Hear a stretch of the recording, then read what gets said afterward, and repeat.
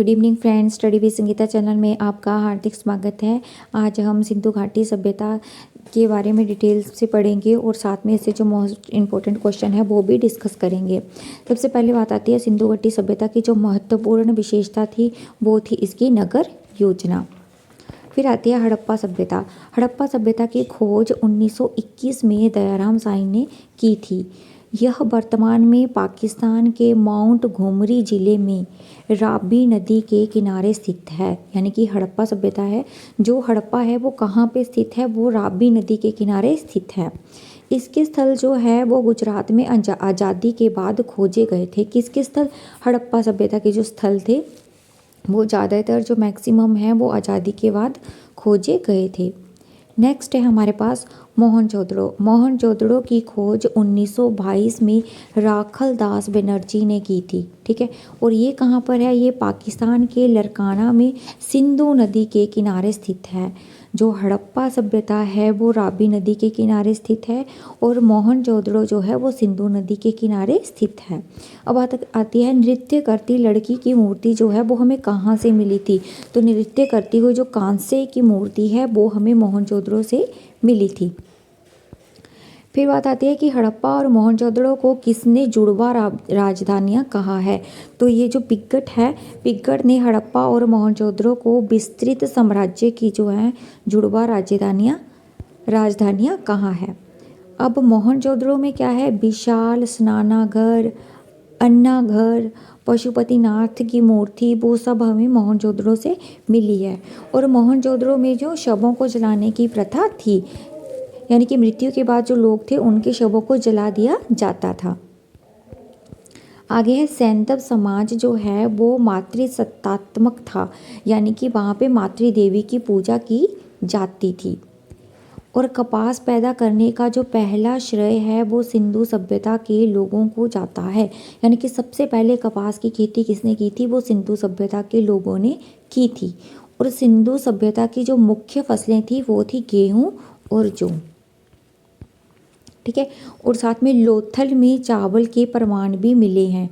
यानी कि लोथल में हमें ये भी साक्ष्य मिले हैं कि वहाँ पे जो चावल की खेती भी की जाती थी। अब बात आती है घोड़े के प्रमाण, वो हमें सुतकोटड़ा, कालीबंगा और लोथल में मिले हैं। अगर क्वेश्चन में आपको मान लो सुतकोटड़ा ऑप्शन नहीं मिला है तो आप कालीबंगा या लोथल को टिक कर सकते हैं, तभी आपका आंसर जो है वो सही माना जाएगा। बट अगर सुतकोटड़ा दिया हुआ है तो आपने इस पे ही टिक करना है।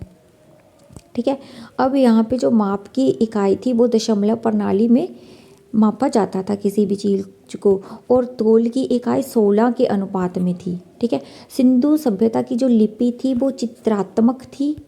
इसमें 64 मूल चिन्ह और 400 अक्षर थे। इन्हें अभी तक पढ़ा नहीं गया है और ये जो लिपि थी ये दाईं से बाईं ओर लिखी जाती थी। अब बात आती है सिंधु सभ्यता के जो मुख्य नगर थे वो कौन कौन से थे। पहला था चहुंदड़ो। ये 1913 में गोपाल मंजुनाथ ने इसकी खोज की थी। ये पाकिस्तान के सिंध प्रांत में सिंधु नदी के किनारे है। सिंध प्रांत में सिंधु नदी के किनारे है। ठीक है, नेक्स्ट है कालीबंगा। कालीबंगा 1953 में बीपी लाल एवं थापर ने इसकी खोज की थी और ये राजस्थान के हनुमानगढ़ जिले में घग्गर नदी के किनारे स्थित है। अब क्वेश्चन आ जाता है जो कालीबंगा है वो कहाँ पे स्थित है? तो मेन आएगा वो राजस्थान में स्थित है। अब कौन सी नदी के किनारे स्थित है? तो वो घग्गर नदी के किनारे स्थित है। ठीक है, जुते हुए खेत के साक्ष्य जो है वो हमें कालीबंगा से ही मिले हैं। नेक्स्ट है बनावली। 1947 में रविंदर विष्ट रंगोई ने इसकी खोज की थी और ये सरस्वती नदी के किनारे हरियाणा के हिसार जिले में है। कहाँ पे है? हरियाणा के हिसार जिले में है। कौन? बनावली। आगे है लोथल।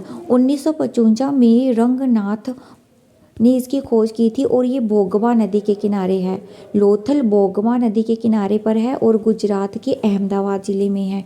लोथल जो है वो गुजरात के अहमदाबाद ज़िले में है और जो धोलावीरा है वो भी गुजरात में है। तो कंफ्यूज नहीं होना है, लोथल और धोलावीरा दोनों गुजरात में है।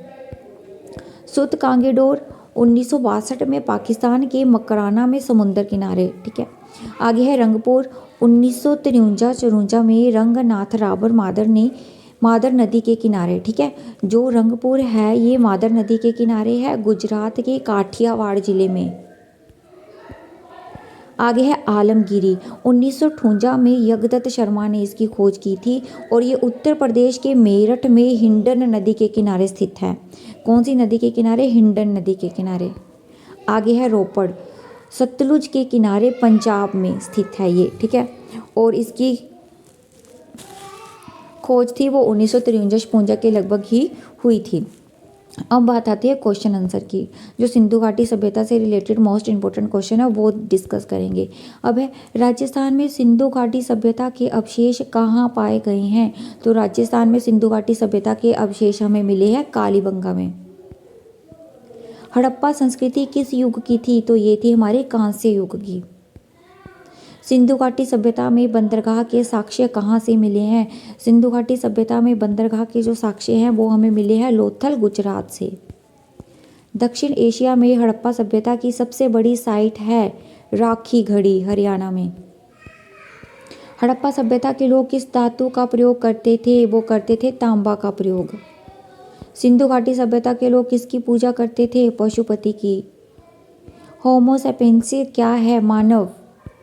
चावल की खेती का हड़प्पा के किस स्थान से संबंध है? तो ये लोथल, गुजरात से। किस फसल को हिंदू लोगों द्वारा उत्पादित किया गया था जिसे ग्रीक लोग सिंडोन कहते थे? तो ये है कपास या ऊंट, दोनों एक ही चीज़ है। कपास या ऊंट, कोई भी आंसर आता है तो आपने इनको टिक करना है। दाढ़ी वाले योगी वह पुजारी की मूर्ति कहाँ से मिली है? मोहनजोदड़ो से। अब मुझे ये बताना कि कांस्य की नृत्य करती हुई मूर्ति कहाँ से मिली है? मनुष्य ने सबसे पहले किस धातु का प्रयोग किया था? तो सबसे पहले इसने तांबा का प्रयोग किया था। किस काल से